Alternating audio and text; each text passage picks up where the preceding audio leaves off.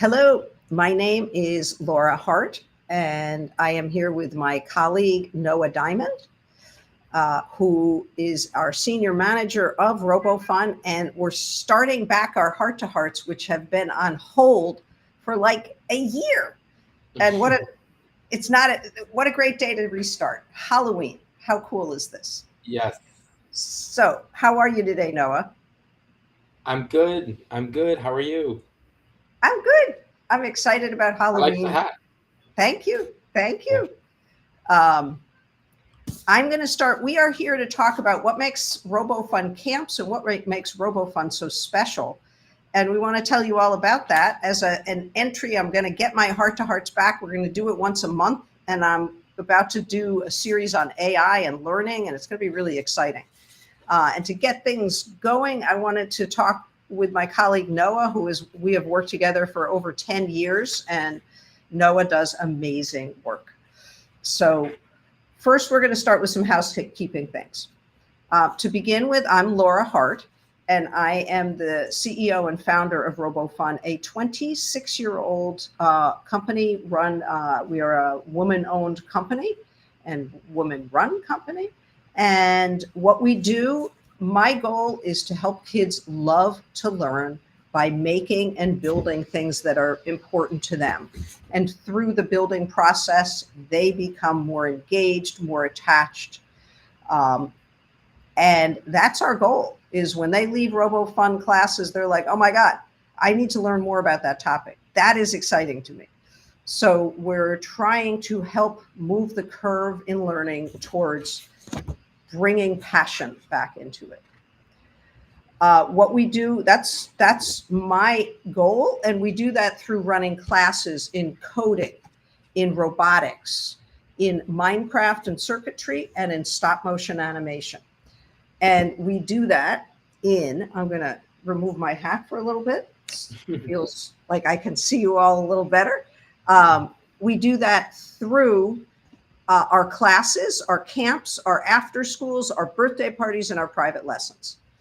In the last 18 months, we've had the amazing experience of moving into a really gorgeous new renovated storefront that we renovated. And I'm a graduate of the Emma Willard School, and last night we had an alumni gathering there, and it was just so meaningful to share from one incredibly great school experience at Emma Willard to trying to bring that school experience, or not quite regular school, but supplemental school, to kids throughout New York City.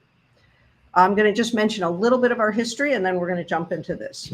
Our company runs about 70 programs a year off-site, and that means in schools throughout New York City, the five boroughs, public schools, private schools, charter schools, parochial schools.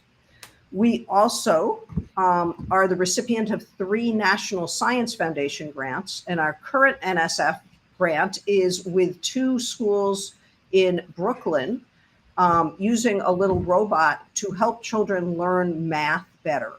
And we're working with both teachers and kids in developing culturally responsive, culturally connected lessons, and then using the little Finch robot to teach this in an engaging way to kids. I am just a little bit of my history, and then we're going to jump into what we do to make this special and learn a little bit about Noah's history. I have a bachelor's degree from Skidmore College, where I studied painting and sculpture. I'm still an active painter. I then went to Harvard, where I got a master's in education. I was the computer teacher at the Buckley School for 14 years, where I developed their program right out of Skidmore, and then went from there to the Little Red Schoolhouse. And in between there, I got my master's at Harvard. So I really work to make our programs creative and special and nurturing. So Noah has been with us for many, many years. And he's grown from being a sought after mentor at schools, mentor means teacher, to now managing and rising through the ranks. And he's now a senior manager of our on-site program. So Noah, tell us a little bit about your history and how you ended up with us and what made you stay. Sure. Hi everyone. So I started teaching with Robofun many years ago when I was out of college, and I started as an assistant teacher. I handed out graham crackers to kids at snack time, and I really learned. There were some great mentors back then that I learned from, and I really learned about classroom management and about how to have fun. And I think there is a real art of having fun with students and giving them a sense of freedom and exploration alongside having a really structured class that takes them from point A to point B, or takes them from one place to really discovering something new. And I was fortunate that a lot of the teachers I was assisting were very experienced with that balance of fun and structure. And so I had some great teachers, and I quickly was able to start leading classrooms myself.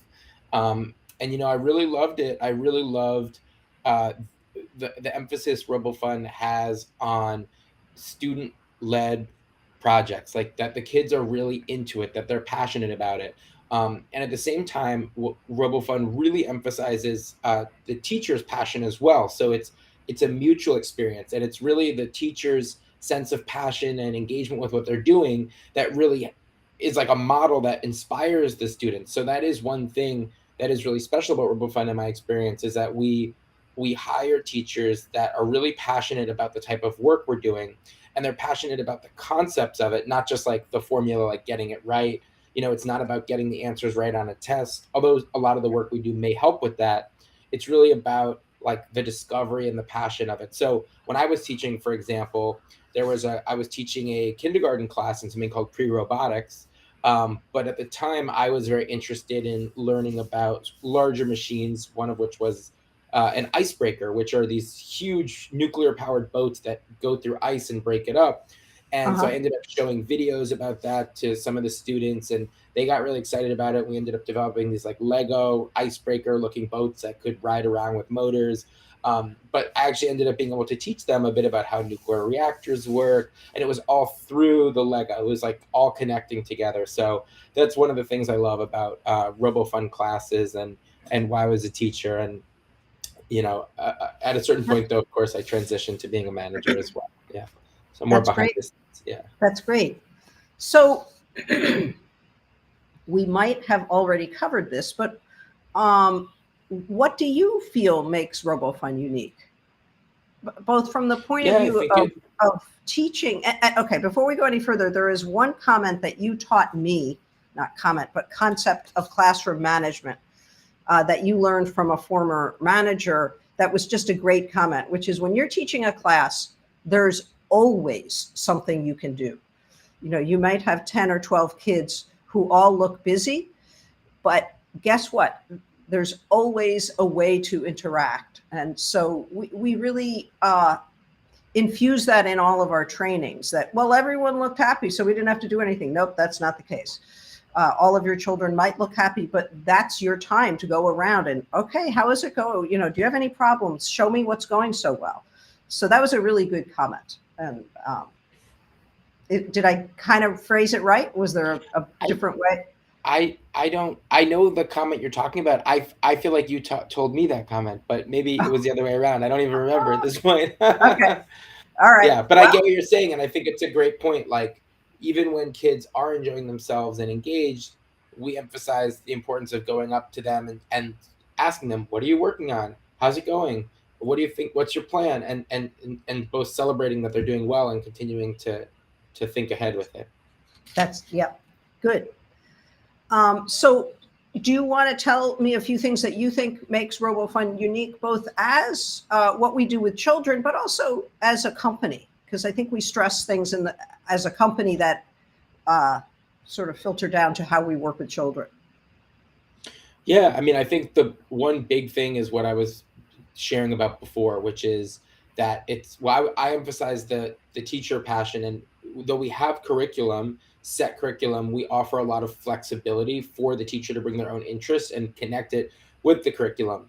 Hmm. Similarly, though, I think one of the things that makes us unique is that we really let students lead. We hear about what they're interested in. So there's structure to the classes, like there may be 2 or 3 specific robots the teachers are planning to work on, but we also hear what the students are interested in and connect that to the projects. So the students are more intrinsically motivated rather than extrinsically motivated. And uh, similar to that, I think, uh, what was it? I'm blanking on what I was just going to share, Laura, All right. but that is Well, that. Yeah, go ahead. in the meantime, do you have a robot that you can show people? Sure. This is using a tech called Spike, which is made by Lego, and this part here is called the hub. It is a computer, essentially a I'm mini computer, I'm going to make and me smaller and you bigger. Okay, go for it. this robot is the penguin, and what it does is it just walks like we've programmed it to just walk like a penguin. So it So you does a can good see, waddle, yeah, it's got this great waddling motion, right? and it does that by it has this motor that has the Legos connected only at one part, so it creates this piston like motion. So for example, we might teach students about how pistons work, and then they might build this project as a real example of that. That's great. That's Yeah, great. Thank you for sharing. sure.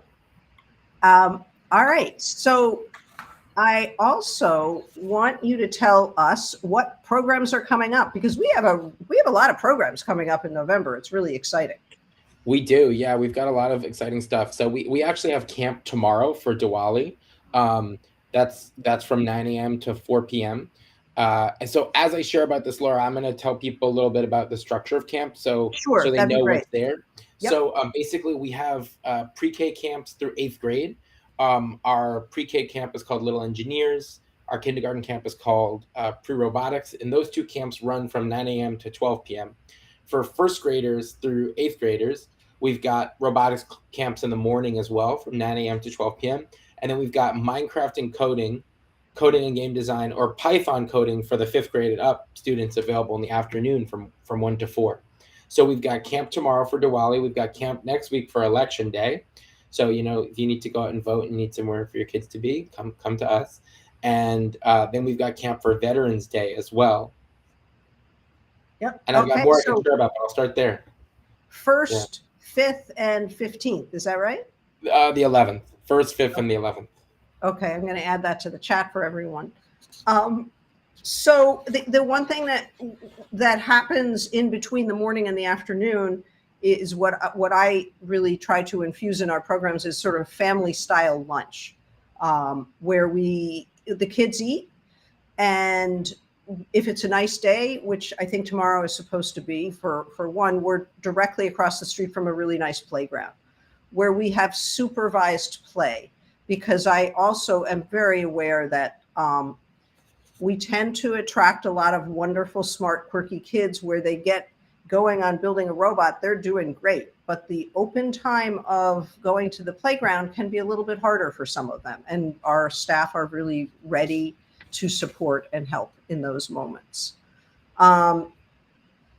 So I'm looking at, so the other thing that happens at Robofun, which I really love, I am a mom of an adult child, but camp can be a time to make friends, and camp can be an exciting time to work with a new partner and end the time having made a friend. And there's such joy in that. At 63, I still feel such joy. Hey, I made a new friend. So I wanted to share a story of actually my own son making a friend at a Robofun class, which when he was much younger, we've been at it for 26 years. And so when he was about 6 years old, I had him take a robotics class, and he came running out at the end and said, Mom, I made a new friend. And I'm like, oh, honey, that's wonderful. And I turned to him and said, and he goes, and he turns to the friend and goes, and what's your name? And it was just like the way kids do things is often very different than we might think. And it was a nice story. The other thing that we work really hard at is our girl to boy ratio, which often is about, I would say, it used to be more like 90-10. We now have closer to 75-25. but there are days that it's 50-50, and we're like, yes, yes. Yes. My suggestion is that, and many of our teachers are women, my suggestion for you is, if you have a child, a girl who you think would really love this, who is reluctant, have her go with a friend. Have her come day one with a friend. And that often helps break the ice and make this a playing field for all children. So here's my last question. We do lots with robotics, lots of cool platforms, lots with coding, both Python and Scratch. Stop motion animation is an incredibly creative field that we do. We also do Minecraft. Now, here's the big question, Noah. As much as I was involved with this curriculum, the question that I think parents may often ask is, Minecraft? Aren't they just playing another video game? Should they be worried? What goes on in our Minecraft classes that might be something to ease their mind? Yeah, no, that's a really important question, and it's a good one. And Minecraft is a video game, and I think when kids play it, even by themselves, it has benefits. It really does, because it's such a creative and educational game. However, the way we use Minecraft is very, very, very structured and very educational. So in the game of Minecraft, for example, there's something called survival mode, where your character is, finding items and fighting monsters and all that, and we turn it off survival mode. So we have it on something called creative mode, where there's no fighting, there's nothing like that. You have infinite resources already. So you have all, like in Minecraft, you collect resources, you've got everything you need. So the focus is just on building and creating. And then we use Minecraft to teach about architecture, to teach about engineering, and to teach about circuitry, because in Minecraft there is a series of items which mimic electrical wires and electricity. It's called redstone, dust, and redstone. So we use that to teach about different types of circuits, inputs, outputs. We use it to teach about binary code and how computers function. And also in Minecraft, you can learn about vectors and coordinates in multiple dimensions. You can learn about basic coding. So we link it all together. So per Robofun's brand, that students are enjoying it and having fun, but they're actually learning about some really sophisticated concepts and building some cool machines there. Cool. All right, we're about to finish, but I have one more thing that I don't know that we made clear. Noah, if you're a mom or a dad or a caregiver looking for a Robofun experience, do you sign up for a half day, full day? How do you do that whole thing? So yeah, you could go to our website, which is www.robofun.org, and then you select the grade your child is in, and you select, if you're interested in a vacation day, you click vacation day and summer camp. If you're interested in after school, you click after school. We've started our after school semester, but you're welcome to email me at noah@robofun.org, and I can support you with setting up a trial class if you're interested in trying that out. If you want to do a vacation day, you can just sign up online. And actually, right now, we are offering, from today through next Thursday, 15% off all of our summer camps. So we had a lot of parents ask us about, Did I agree to that? Okay, sounds good. Yeah, you did. Okay. A lot of parents asked us about, when our summer schedule is. They want to plan early, so we put summer out early, and we want to make it available for those that are interested in jumping aboard sooner rather than later. So that is available also. You could use the code SUMMER15 for 15% off any summer camps. And when does that end? Next Thursday. Okay. Sounds good. So that's November 7th. Mm-hmm. All right. And again, I'm typing as we say this. The code is 15. What, can you tell me the code? Summer 15. Summer 15. Mm-hmm. Okay. Okay. So the point, one point I wanted to make sure that everyone heard is, you don't have to sign up for a full day. You can sign up for a half day. If your child is pre-K, we only do half day in the morning. But if your child is older than that, first grade and on, we're happy to have them all day. Mm-hmm. And I know that children are all very different, and some are like just like a golden retriever. Come on in, we're going to be thrilled. And others are like, I got to check this out. I don't know if I'm going to do this. We understand that. And if you think your child is interested and you need to stop by and check it out, we're very accommodating to that. And Noah is amazing at supporting all different kinds of learners. So I want to thank everyone for being here today. If there are any questions, now's your chance.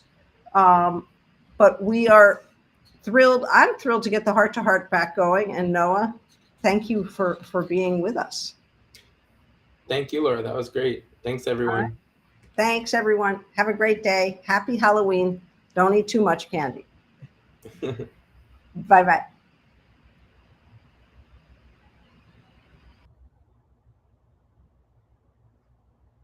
Oh, I'm still here. Leaving now.